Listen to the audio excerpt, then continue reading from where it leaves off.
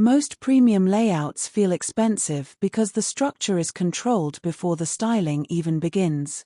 Today, how to design precision visual grids. Open Canva and start with a square canvas.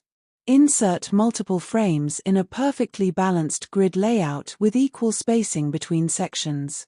Upload your images and drag them into each frame, adjusting crops carefully for consistency.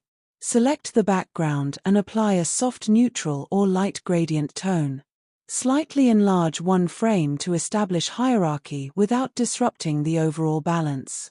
Add thin border lines or subtle geometric accents with reduced opacity for refinement. Use position tools like Tidy Up to ensure every frame is aligned perfectly.